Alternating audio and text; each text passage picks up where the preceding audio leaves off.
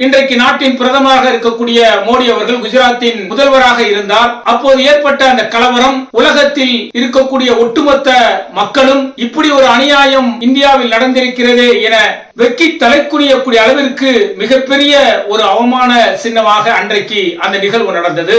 பாதிக்கப்பட்ட பெண் நீதிமன்றத்தை நாடி வந்திருக்கிறார். அவருக்கு நீதி வழங்கப்பட வேண்டும்.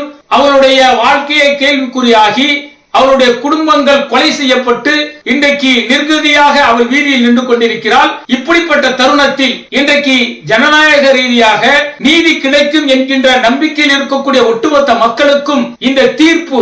அன்பிற்குரிய சகோதரர்களே, இன்றைய செய்தியும் சிந்தனையும் என்கின்ற தலைப்பில் நாம் பார்க்க இருக்கக்கூடிய தகவல் என்னவென்று சொன்னால், உச்ச நீதிமன்ற நீதிபதிகள் அமர்வு நாகரத்னா மற்றும் உஜ்ஜால் நீதி அரசர்கள் வரலாற்றில் மிக முக்கியத்துவம் வாய்ந்த தீர்ப்பை வழங்கியிருக்கிறார்கள். 2002 குஜராத்தில் நடந்த மத கலவரத்தின் பொழுது 2000க்கும் மேற்பட்ட இஸ்லாமியர்கள் படுகொலை செய்யப்பட்டார்கள்.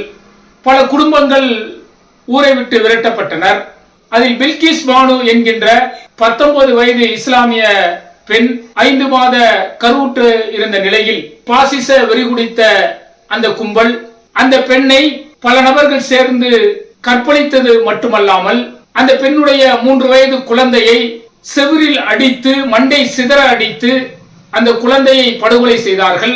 அது மட்டுமல்லாமல் அந்த பெண்ணுடைய உறவினர்கள் 14 நபர்களை படுகொலை செய்தார்கள் அந்த கும்பல். அப்பொழுது இன்றைக்கு நாட்டின் பிரதமராக இருக்கக்கூடிய மோடி அவர்கள் குஜராத்தின் முதல்வராக இருந்தார். அப்போது ஏற்பட்ட அந்த கலவரம் உலகத்தில் இருக்கக்கூடிய ஒட்டுமொத்த மக்களும் இப்படி ஒரு அநியாயம் இந்தியாவில் நடந்திருக்கிறது என வெக்கி தலைக்குனியக்கூடிய அளவிற்கு மிகப்பெரிய ஒரு அவமான சின்னமாக அன்றைக்கு அந்த நிகழ்வு நடந்தது. பாதிக்கப்பட்ட 19 வயது பில்கிஸ் பானு பல்வேறு அரசு வழக்கறிஞர்களுடைய உதவியுடனும் சமூக நல ஆர்வலர்கள் உதவியுடனும் நீதிமன்றத்தை அன்றைக்கு அணுகினார். அதனுடைய விளைவாக 14 நபரை கொலை செய்து பில்கிஸ் பானுவை பாலியல் வல்லுநர் செய்த 11 நபர்கள் நீதிமன்றத்தின் முன் நிறுத்தப்பட்டனர்.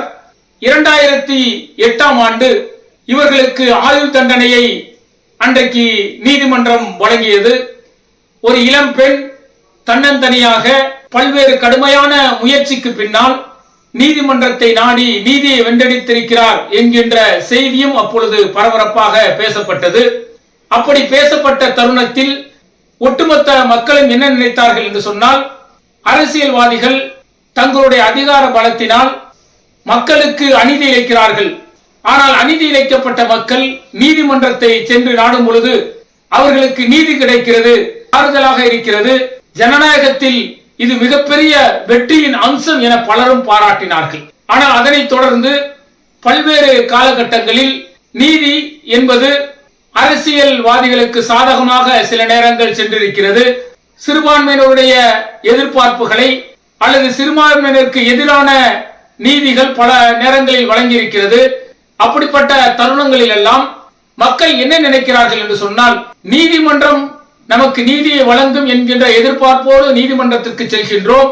அப்படி செல்லும் பொழுது அங்கும் நீதி கிடைக்கவில்லையே என்கின்ற அந்த வேதனை என்ன ஆகிறது என்று சொன்னால், ஜனநாயகத்தின் மீதே அவர்களுக்கு ஒரு விதமான வெறுப்பு தோன்ற தொடங்கிவிடுகிறது.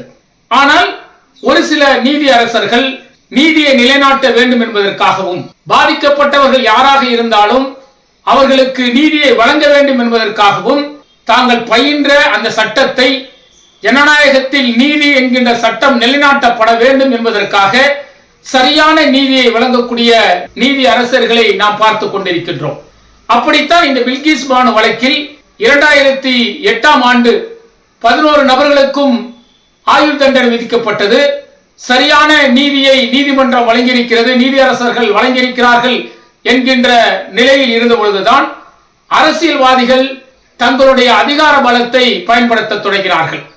2008இல் இந்த வழக்கு எங்கு நடைபெறுகிறது என்று சொன்னால், குற்றம் நடைபெற்ற குஜராத்தில் இந்த வழக்கு நடந்தது என்று சொன்னால், குற்றவாளிகள் அரசியல் பலம் மிக்கவர்கள், அரசியல்வாதிகளுடைய ஆதரவு மிக்கவர்கள்.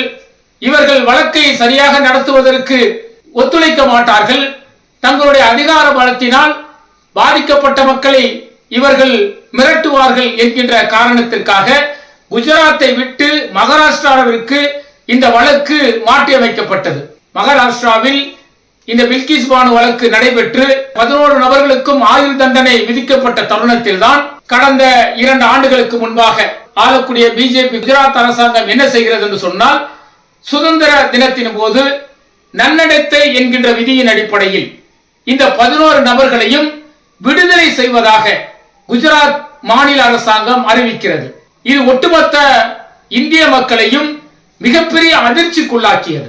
ஒரு 14 நபர்களை கொலை செய்திருக்கிறார்கள்.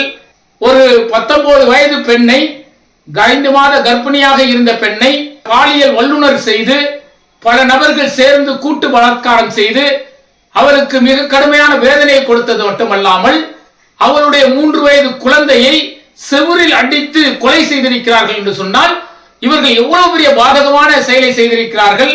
இவர்களை இந்த அரசாங்கம், மாநில குஜராத் அரசாங்கம் விடுதலை செய்கிறது என்கின்ற அந்த கோபம் அனைத்து தரப்பு மக்களிடத்திலும் மிக கடுமையாக வெளிப்பட்டதை நாம் பார்க்க முடிந்தது. இந்திய கம்யூனிஸ்ட் கட்சியை சார்ந்த ராஜா போன்றவர்களும், காங்கிரஸ் எம்பி போன்றவர்களும், பல்வேறு சமூக ஆர்வலர்களும் பத்திரிகையாளர்களும் இதை எதிர்த்து மிக கடுமையாக தங்களுடைய கண்டனத்தை பதிவு செய்தது மட்டுமல்லாமல் உச்ச நீதிமன்றத்தில் மனுக்களையும் தாக்கல் செய்தார்கள். இவர்கள் அநியாயமாக அந்த பெண்ணுக்கு நீதி மறுக்கப்பட்டுள்ளது, பாதிக்கப்பட்ட பெண் நீதிமன்றத்தை நாடி வந்திருக்கிறார், அவருக்கு நீதி வழங்கப்பட வேண்டும், அவருடைய வாழ்க்கையை கேள்விக்குறியாகி அவருடைய குடும்பங்கள் கொலை செய்யப்பட்டு இன்றைக்கு நிர்கதியாக அவள் வீதியில் நின்று கொண்டிருக்கிறாள். இப்படிப்பட்ட தருணத்தில் இன்றைக்கு ஜனநாயக ரீதியாக நீதி கிடைக்கும் என்கின்ற நம்பிக்கையில் இருக்கக்கூடிய ஒட்டுமொத்த மக்களுக்கும் இந்த தீர்ப்பு, இவர்கள் விடுதலை ஆகக்கூடியவர்கள் என்கின்ற நன்னடத்தை சான்றிதழ் என்பது ஒட்டுமொத்த மக்களையும் அதிர்ச்சிக்குள்ளாக்கி இருக்கிறது என உச்ச நீதிமன்றத்தில் இவர்கள் மனு தாக்கல் செய்ததன் விளைவாக மீண்டும் அந்த மனு விசாரணைக்கு எடுக்கப்பட்டது.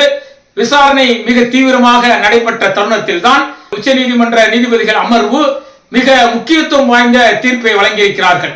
அந்த விடுதலை செய்யப்பட்டவர்கள் உடனடியாக 1 வாரத்திற்குள் மீண்டும் சிறையில் அடைக்கப்பட வேண்டும். குஜராத் மாநில அரசாங்கம் இவர்கள் நன்னடத்தை என்கின்ற அடிப்படையில் இவர்கள் விடுதலை செய்வதற்கு எந்தவித அதிகாரமோ முகாந்திரமோ கிடையாது. இவர்கள் விடுதலை செய்யப்பட வேண்டுமா அல்லது இவர்கள் நன்னடத்தை ரீதியாக இவர்கள் விடுதலைக்கு தகுதியானவர்களா என்பதை யார் தீர்மானிக்க வேண்டும் என்று சொன்னால், எங்கு வழக்கு நடந்ததோ அந்த மகாராஷ்டிரா அரசாங்கம் தான் இதை தீர்மானிக்க வேண்டுமே தவிர குஜராத் அரசாங்கம் தீர்மானிப்பது என்பது மகாராஷ்டிரா அரசாங்கத்தின் நீதியை அபகரிக்கக்கூடிய நிகழ்வாக நாங்கள் பார்க்கிறோம். பாதிக்கப்பட்டவர்களுக்கு நீதி கிடைக்கப்பட வேண்டும். இதற்கு மத்திய அரசாங்கம் உத்தரவு வழங்கியிருக்கிறது என்று சொன்னால் அந்த உள்துறை அமைச்சரையும் இன்றைக்கு இந்த நீதிமன்றம் கண்டித்திருப்பது குறிப்பிடத்தக்கது. அப்ப நீதி மீது நம்பிக்கை வைத்துள்ளவர்கள் இது போன்ற நீதியரசர்கள் கொடுக்கக்கூடிய நீதிகள் மீது, இவர்கள் கொடுக்கக்கூடிய அந்த தீர்ப்புகள் மீது மக்களுக்கு நம்பிக்கை வருகிறது. ஒரு சிலர் தவறான கருத்துக்களை முன்வைத்து மக்களுடைய மனசாட்சியை முன்வைத்து தீர்ப்பு அளிக்கக்கூடிய தருணத்தில் நீதி நிலைநாட்டப்பட வேண்டும், ஜனநாயகத்தில் நீதியின் சட்டம் நிலைநிறுத்தப்பட வேண்டும் என்கின்ற அந்த உயர்ந்த எண்ணத்தோடு செயல்படக்கூடிய நீதிபதிகள் செயல்படும் பொழுது, தீர்ப்பை வழங்கும் பொழுது நடுநிலையான மக்கள், பாதிக்கப்பட்ட மக்கள், சிறுபான்மையின் மக்கள், தீர்ப்பு மட்டுமே தனக்கு தீர்வு என பாதுகாப்பாக இருக்கக்கூடிய மக்களுக்கு இவர்கள் வழங்கி இருக்கக்கூடிய இந்த தீர்ப்பு வரவேற்கத்தக்கதாக இருக்கிறது. இந்த குற்றவாளிகள் மீண்டும் சிறையில் அடைக்கப்பட வேண்டும், பாதிக்கப்பட்ட பில்கிஸ் பானுக்கு நீதி கிடைக்க வேண்டும் என்பதுதான் ஒட்டுமொத்த மக்களின் எதிர்பார்ப்பாக இருக்கிறது.